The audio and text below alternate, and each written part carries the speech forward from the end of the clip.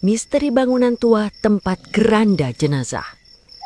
Malam itu angin berembus pelan, menyusup di sela-sela jendela kayu yang sudah lapuk. Aku berdiri di depan bangunan tua di ujung desa, tempat yang sudah lama ditinggalkan, namun tak pernah benar-benar kosong. Orang-orang menyebutnya rumah keranda. Dulu, bangunan itu digunakan untuk menyimpan keranda jenazah sebelum dibawa ke pemakaman. Tidak ada yang tahu pasti sejak kapan tempat itu terbengkalai. Yang jelas, sejak beberapa tahun terakhir, tidak ada satupun warga yang berani mendekat, apalagi masuk. Namun malam itu, aku datang bersama dua temanku, Ardi dan Raka. Kami penasaran. Banyak cerita beredar tentang suara tangisan, langkah kaki tanpa wujud, hingga keranda yang bergerak sendiri. Cuma bangunan tua, kata Raka, mencoba terlihat berani, meski suaranya sedikit bergetar. Pintu kayu di depan kami terbuka sedikit, seperti sengaja menyambut kedatangan kami. Dengan senter di tangan, aku mendorongnya perlahan. Bunyi berderit panjang memecah kesunyian malam. Di dalam, udara terasa lembab dan dingin. Bau kayu lapuk bercampur dengan aroma aneh, seperti tanah basah yang sudah lama tertutup. Di tengah ruangan, ada beberapa keranda tua berjajar rapi. Kain penutupnya sudah kusam, sebagian robek, seolah pernah ditarik paksa. "Masih ada," bisik Ardi pelan. Kami melangkah masuk lebih dalam. Setiap langkah terasa berat, seakan lantai kayu di bawah kami menyimpan sesuatu yang tak ingin diganggu. Tiba-tiba, krek! Suara dari sudut ruangan membuat kami menoleh bersamaan. Salah satu keranda bergeser sedikit. "Ah, kalian lihat itu?" tanyaku. Raka mengangguk kaku. Tidak ada angin, tidak ada siapapun. Namun, keranda itu bergerak lagi. Pelan, tapi pasti. Kami mundur beberapa langkah. Jantungku berdegup semakin kencang. Senter di tanganku mulai bergetar. "Keluar aja, yuk keluar," bisik Ardi. Namun, sebelum kami sempat bergerak, brak! Pintu di belakang kami tertutup dengan keras. Kami terjebak. Suasana berubah. Udara menjadi jauh lebih dingin. Nafasku terlihat seperti uap tipis. Dari arah keranda terdengar suara gesekan kain. Lalu, suara lirih, seperti seseorang menangis. Tangisan itu pelan, namun jelas, berasal dari dalam salah satu keranda. Raka memberanikan diri mendekat. "Siapa di dalam?" teriaknya, meski suaranya nyaris tak terdengar. Tangisan itu berhenti. Hening. Beberapa detik yang terasa sangat lama. Lalu tiba-tiba, kain penutup keranda itu terangkat sendiri. Perlahan. Seolah ada sesuatu di dalamnya yang bangkit. Aku tidak bisa bergerak. Kakiku seperti terpaku. Senterku mengarah tepat ke dalam keranda itu.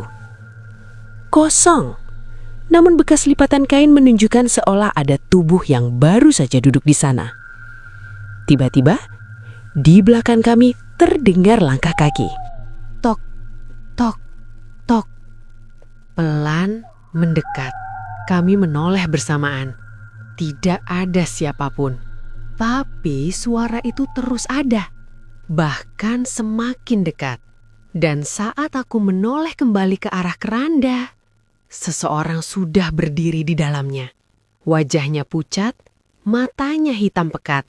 Tubuhnya kaku seperti mayat yang dipaksa berdiri. Ia menatap langsung ke arahku.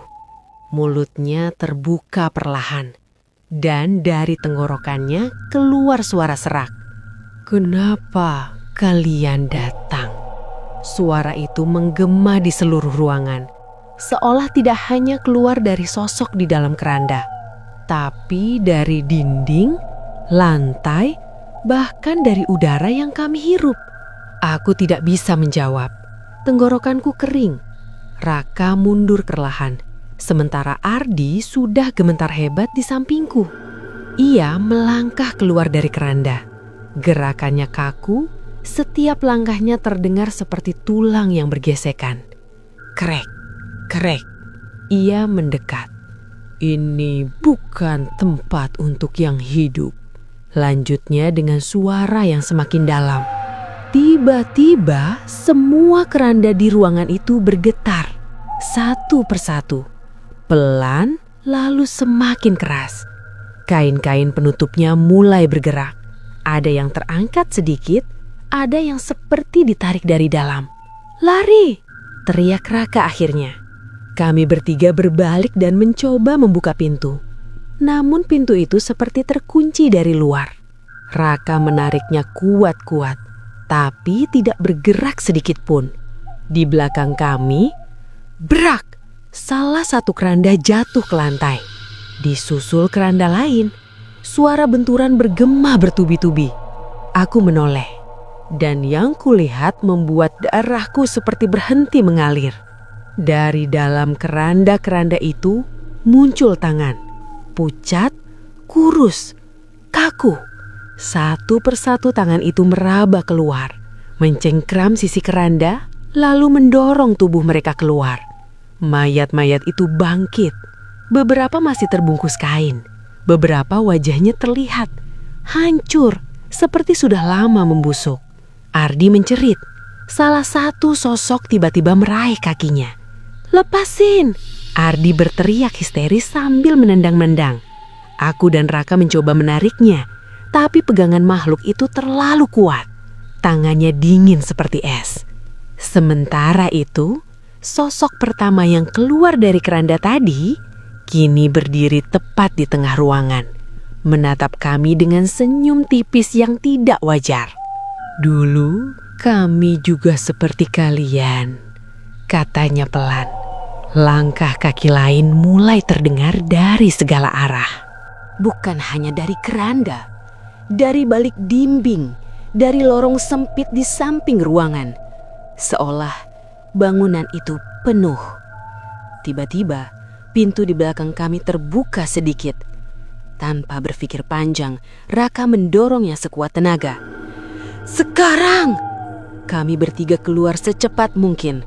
Bahkan Ardi yang masih hampir terseret berhasil kami tarik paksa.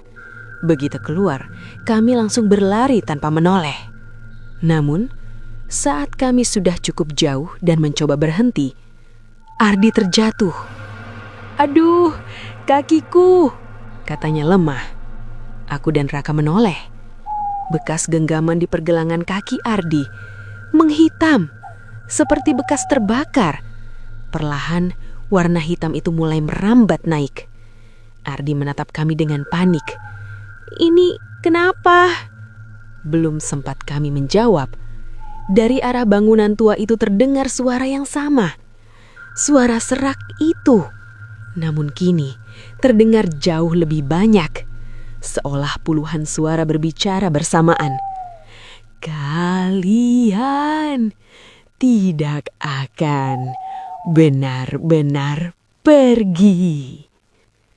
Angin malam tiba-tiba berembus kencang, dan saat aku menoleh ke arah bangunan itu sekali lagi, di depan pintunya terlihat beberapa sosok berdiri, diam, menghadap ke arah kami, menunggu. Aku menelan ludah. Nafasku masih terengah, tapi tubuhku terasa semakin dingin. "Angkat Ardi, cepat," kataku pelan, hampir berbisik. Raka mengangguk. Kami berdua merangkul Ardi dan memaksanya berdiri. Namun langkahnya sudah tidak normal.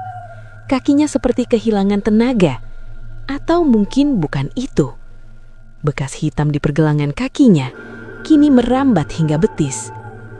"Aku diingin," gumam Ardi lirih. Kami kembali berjalan menjauh. Kali ini lebih pelan. Jalan setapak desa terasa begitu panjang. Tidak ada suara jangkrik, tidak ada anjing menggonggong. Semua sunyi, terlalu sunyi. Seolah desa ini ikut menahan nafas. Tiba-tiba, tok, tok, tok. Suara langkah kaki terdengar lagi. Kami berhenti. Suara itu bukan dari depan, bukan dari belakang, tapi dari samping. Perlahan aku menoleh ke arah kebun kosong di sisi jalan. Gelap, namun di antara pepohonan ada sesuatu yang berdiri.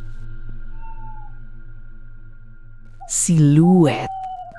Tidak satu, banyak, dan semuanya menghadap ke arah kami.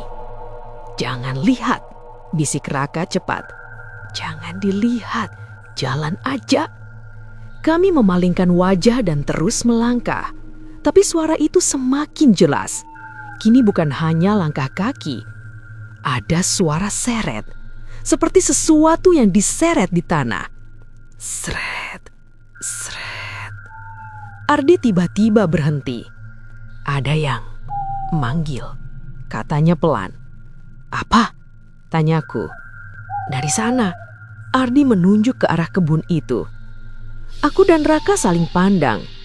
Jelas tidak ada siapapun manusia di sana.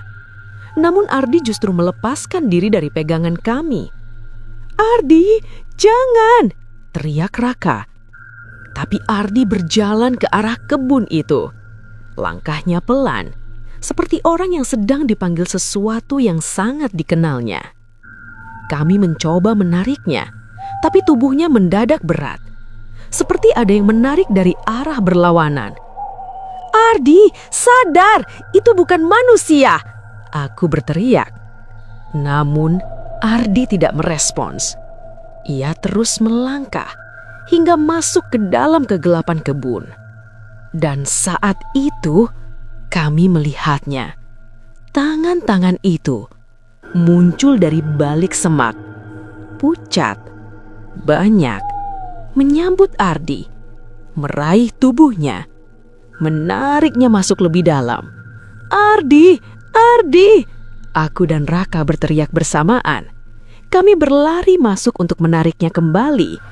Aku berhasil memegang tangannya. Namun, pegangannya dingin. Bukan seperti Ardi. Aku menoleh ke wajahnya. Matanya kosong, hitam. Sama seperti sosok di keranda tadi. Senyumnya perlahan muncul. "Kalian telat," bisiknya. Tangan Ardi mencengkram lenganku dengan kuat. Sangat kuat. Sementara tangan-tangan lain mulai meraih tubuhku dan Raka. Menarik, menggenggam, mencengkram. Raka berusaha melepaskan diri sambil menendang-nendang. Raka sambil menendang-nendang. "Lepas, lepas!" Aku berusaha menarik Ardi keluar. Tapi justru tubuhku ikut terseret masuk. Semakin dalam, semakin gelap. Suara-suara itu kembali terdengar. Tangisan, tawa, bisikan. Semua bercampur. Dan di tengah kekacauan itu, aku melihat sesuatu di antara kegelapan. Bangunan tua itu bukan di belakang, tapi di depan. Seolah kebun ini adalah bagian lain darinya. Pintunya terbuka, dan di dalamnya keranda-keranda itu kembali berjajar, menunggu. Satu keranda di bagian depan kosong. Perlahan, kain penutupnya terangkat. Seolah mempersilahkan untuk yang berikutnya. Tubuhku semakin berat. Tarikan dari tangan-tangan itu tak bisa lagi kulawan. Raka di sampingku sudah berteriak panik. Suaranya pecah, penuh kecakutan. "Jangan, jangan tarik aku!" teriaknya. Namun satu persatu tangannya mulai hilang di balik gelap. Aku masih berusaha bertahan, mencengkram akar pohon dengan sisa tenaga yang kupunya. Tapi cengkramanku perlahan melemah. Di hadapanku, Ardi berdiri, diam, dengan wajah pucat dan mata hitam yang kosong. "Kalian sekarang bagian dari kami," katanya pelan. Lalu, ia mendorongku. Aku terjatuh ke dalam kegelapan. Semua berubah sunyi. Tidak ada suara, tidak ada cahaya, hanya dingin dan bau tanah basah yang menyengat. Saat aku membuka mata, aku sudah berada di dalam bangunan itu lagi, tepat di depan keranda kosong tadi. Tubuhku terasa kaku. Aku mencoba bergerak, tapi sulit. Seolah seluruh ototku mengeras. Perlahan, aku melihat ke samping. Raka, ia sudah terbaring di dalam keranda lain. Diam, matanya terbuka, tapi tidak berkedip. Sementara Ardi berdiri di sudut ruangan bersama sosok-sosok lain, menatapku, menunggu. Aku ingin berteriak, namun suaraku tidak keluar. Tubuhku bergerak sendiri, pelan, sangat pelan. Aku melangkah menuju keranda kosong itu. Tidak bisa berhenti, tidak bisa melawan. Dan saat aku berdiri tepat di depannya, kain penutupnya terbuka, seolah menyambutku. Aku mencoba melawan untuk terakhir kali, namun sia-sia. Tubuhku rebah, masuk ke dalam keranda. Dingin langsung menyelimuti seluruh tubuhku. Pandangan mulai gelap. Namun sebelum semuanya benar-benar hilang, aku melihat ke arah pintu. Terbuka. Dan di sana ada 3 orang berdiri. Anak-anak muda membawa senter. Wajah mereka penuh rasa penasaran. Sama seperti kami malam itu. Perlahan, aku merasakan sesuatu berubah dalam diriku. Tubuhku tidak lagi terasa hidup. Namun kesadaranku masih ada. Dan saat mereka melangkah masuk, aku bangkit. Perlahan. Dari dalam keranda. Sejak malam itu, bangunan tua di ujung desa kembali sering terdengar suara-suara aneh. Tangisan, bisikan, dan langkah kaki yang tak pernah terlihat wujudnya. Warga mulai sadar bahwa tempat itu tidak pernah benar-benar kosong. Ia hanya menunggu siapa saja yang cukup berani atau cukup bodoh untuk datang. Karena sekali masuk, tidak semua orang bisa keluar. Dan bagi mereka yang tidak berhasil kembali, mereka tidak hilang. Mereka hanya menjadi bagian dari penunggu berikutnya. Kalau kamu suka cerita horor seperti ini, jangan lupa untuk like, komentar, dan subscribe ya. Tulis di kolom komentar, apakah kamu berani masuk ke bangunan tua seperti ini sendirian? Dan ingat, tidak semua tempat sepi itu benar-benar kosong.